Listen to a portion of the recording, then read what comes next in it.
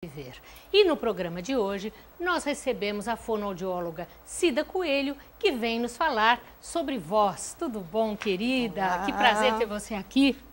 Prazer é meu. A Cida foi a responsável por voltar a minha voz, né? Na verdade, a gente só dá importância quando perde, não é, Cida? Exatamente. É uma coisa tão fácil, tão simples para a maioria de nós, né? Falar, ter a voz, ter a nossa voz em ordem, e quando a gente perde por algum motivo, realmente é que a gente vê a falta que ela faz, né, Mônica? Com certeza. Falando nisso, então, como é que se desenvolve a voz que nós temos hoje?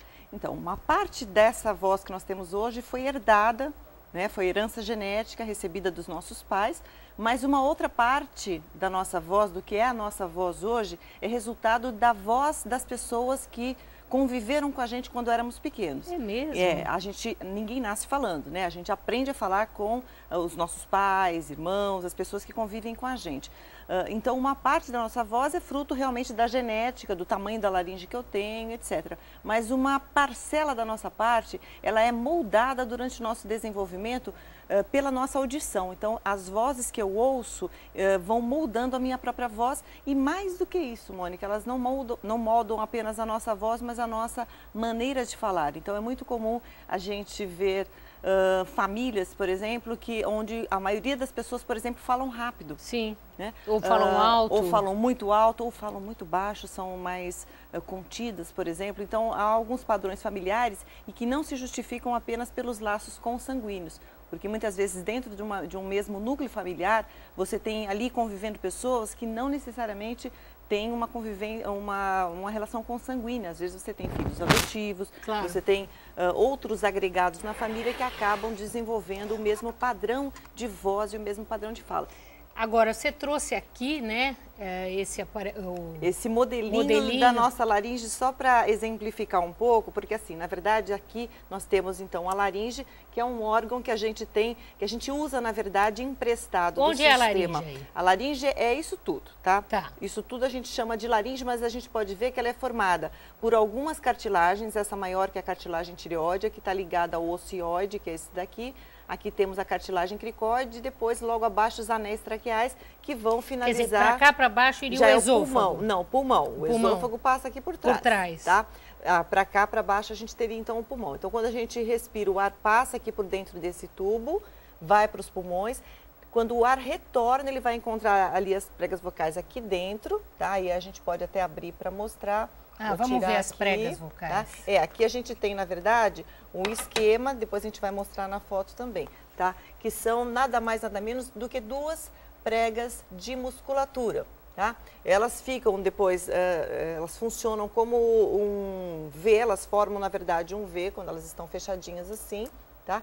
E elas vão fechar a passagem do ar, vibrando, então, esse ar e transformando o ar que está saindo do pulmão em som.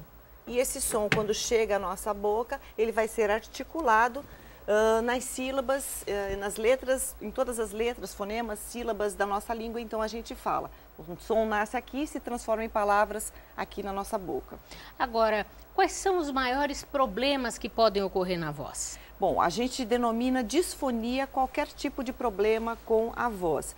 Agora, as disfonias mais comuns são aquelas que a gente chama de disfonias hipercinéticas, que são as disfonias ocasionadas pelo uso excessivo da voz ou pelo mau uso da voz. Quer dizer, o caso de professores, é o caso, às vezes, de apresentador de TV. Exatamente. Então, a alta demanda que alguns profissionais têm na voz fazem com que a laringe dessas pessoas seja o seu órgão, digamos, mais vulnerável e mais frágil, assim como o joelho é para um jogador de futebol, o ombro para um jogador de tênis, a laringe para alguns profissionais da voz é realmente o órgão de choque. Você até trouxe aqui umas fotos que eu quero estar mostrando. Aqui seria o quê? Uma prega vocal normal? Isso, uma prega vocal normal. Essa parte branquinha aqui, assim como essa outra parte branquinha aqui, são as duas pregas vocais. Até é interessante que a gente esclareça que são só duas, né? Porque muitas pessoas, e elas estão assim, horizontais em relação ao solo. Daqui para baixo a gente tem então os pulmões e daqui para cima a cabeça da pessoa. Então, na verdade, ela fica atravessada aqui na região do meu pescoço. São só duas pregas e não 5, 6 ou 7, como algumas pessoas pensam. Então, no caso, por exemplo, essa aqui, o que acontece? Essa daqui a gente tem uma prega vocal com